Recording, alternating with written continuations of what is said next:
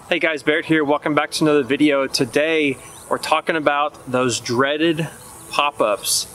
I know that pop-ups can be extremely frustrating. I know that a lot of people deal with them. I mean, we all do, right? But there's a couple of tips I want to show you that will drastically reduce the amount of pop-ups that you do throughout a match. And keep in mind that these things are going to take some time to get used to. It's not easy to do this kind of stuff, but once you really get used to it, oh man, it's going to really change your game. I think you're really going to like it.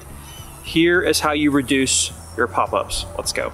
So the first thing we're going to talk about here is actually the grip. Okay, so when we grip this paddle, what's important to understand is that all of our upper body, especially our arm, is going to be attached to the paddle in a way. Okay, so if I have a death grip on this thing, like right now I'm squeezing this thing super tight, I'm white knuckling it, so as people say, when I do that, all of this musculature, all of this stuff is now a part of the paddle. Okay, so if I were to play like this, now I'm giving the ball quite a bit more power than usual. This is why you hear things like soft hands, for example, in tennis and even in sports like golf.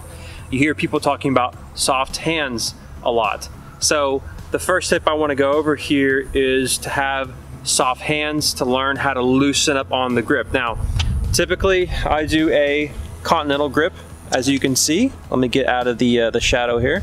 See how the V in my hand is pointing towards me or towards you? And then up here towards the top, my index finger is separated from my middle finger. And what I do is I try to grip the paddle more like this, without having the middle ring and pinky fingers on the grip. Obviously they're on there, right? But they're not tightening it around, okay? So first, let me show you what these two variations look like. Okay, so let me show you first what the death grip looks like in terms of performance. If I'm just hitting the ball normally, and I've got a death grip on this thing, that's what happens. You see how the ball is popping up like that? That's what happens when you have a death grip on the paddle. I'm really holding this thing as tight as I can. And the reason is again, because of all the musculature in your arm is going to transfer into the paddle and then into the ball. So instead, we're gonna have soft hands. And in order to do that, again, try to take these fingers off and practice with just holding the paddle with your index finger and your thumb, and it'll make a really big difference. So now if I do that, the ball is just hardly gonna go over, okay? And it feels really weird when you hit the ball this way, okay? But you're just trying to get used to it. So as she's hitting the ball over, I'm literally just holding the paddle with my index and my thumb. Do you want to do this in a real game?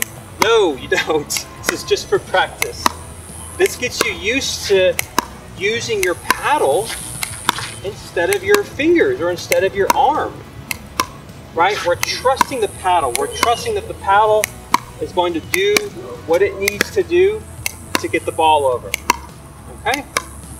That is soft hands, okay? And again, I just want to show you what that looks like here. I'm literally holding the paddle like this, just for practice, and eventually you can put that grip back on, but try to really loosen up on that grip, and it's really gonna help.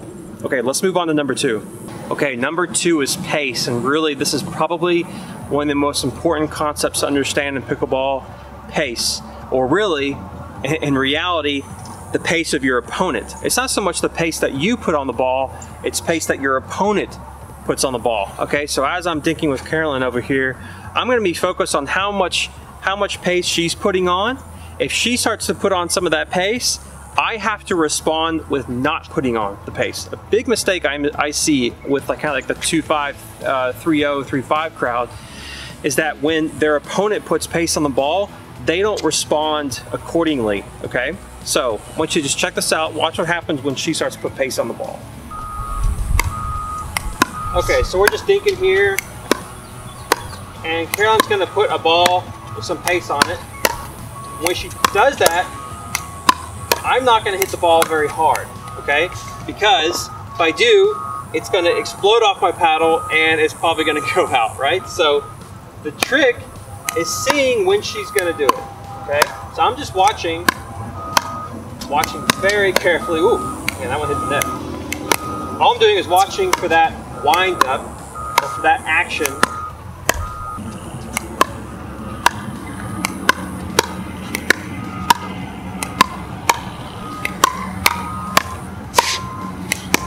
The trick here is to stay calm.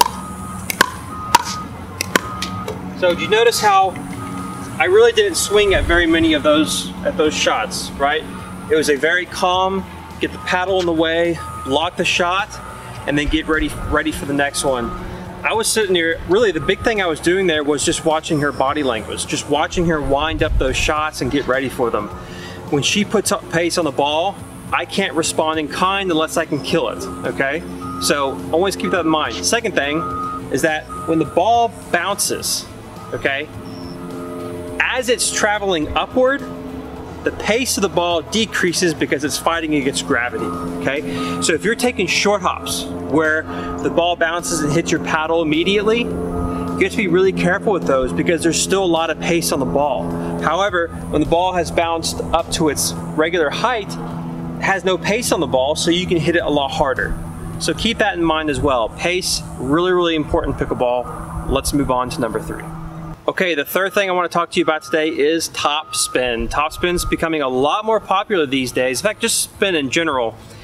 A lot of people are starting to practice this kind of topspin-y kind of stuff and the slice and the backspin and all that sort of stuff, but topspin can really mess up the pop-ups, okay? So what happens is when you get topspin coming towards you, okay, so let's say I'm here, right? Topspin is coming this way, right? It's rotating that way. When it hits the paddle, what's gonna happen? Is it gonna come off this way?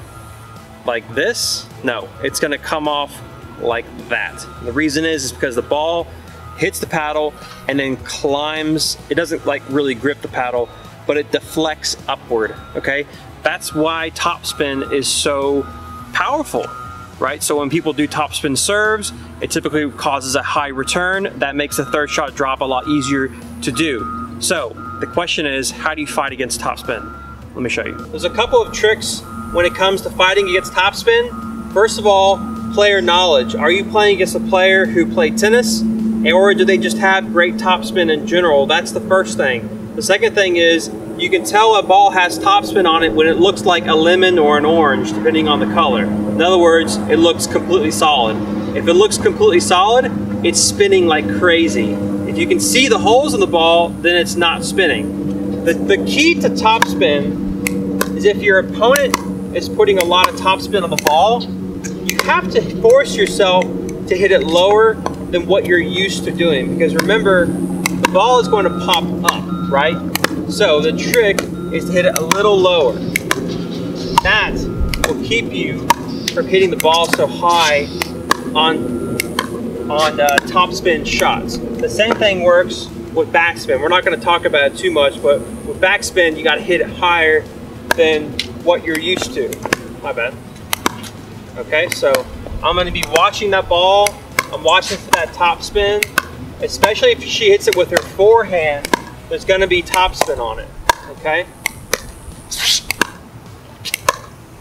And the trick is to keep it low on those kinds of shots. Okay, so the first thing we talked about was the grip.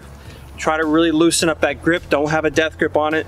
Second thing is pace. Respect the pace that your opponent is giving you. And the third thing is topspin. Watch for that topspin. When you see it coming over, don't hit it as hard. Try to hit it a little bit lower than you're used to. Guys, I really hope that was helpful.